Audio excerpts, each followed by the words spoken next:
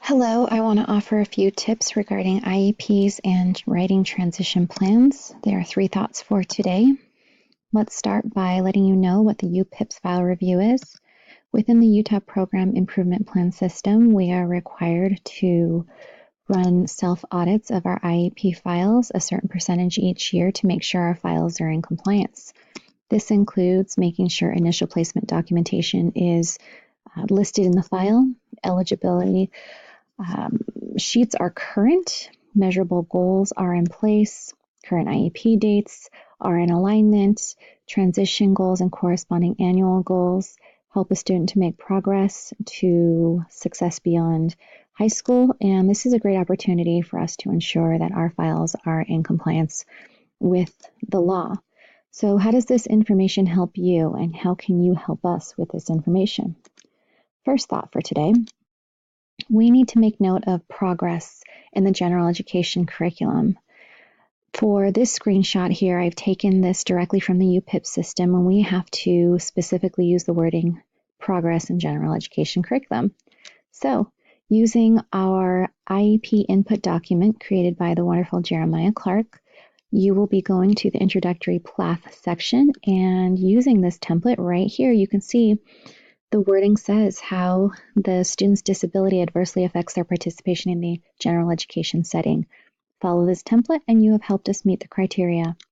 Second thought for today, we need to make sure we have baseline data for present level statements in all areas.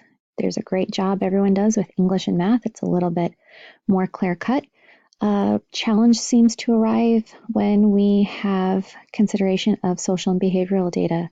So here's an example from one teacher who is reporting on progress from the previous IEP goal. Teacher wrote listing the first goal. This is the second goal. The second goal is that the student will accept consequences, feedback, and decisions from authority figures without arguing or negotiating in 4 out of 5 situations by October 2018. Student has demonstrated the ability to accept positive and corrective feedback along with taking direction or decisions that have been made from authority figures. This is typically around 4 out of 5 situations. Since he has mastered this goal will be removed. And right there you can see the data that gives you the baseline for this reporting period. This opens up the opportunity to either move on to the next skill or make the statement with a data-driven decision that goals are no longer needed in this area. Third thought for the day, identifying a transition course of study. We have to make sure that we are letting the student know how we're helping them to make progress towards graduation. And the way we document this explicitly is by, again, going back to the IEP input document and using the provided templates. If you look right here on this student's 9th grade year, it specifically says that they will be working on the traditional course of study.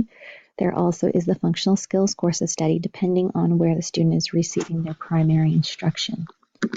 So those are the tips for today. To summarize, make a note of a student's progress in the general education curriculum setting using our input templates.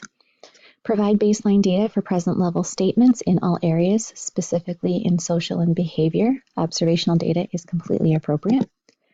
And lastly, identify a student's course of study in the transition plan. Again, please follow the template and you are good to go. Thanks for watching.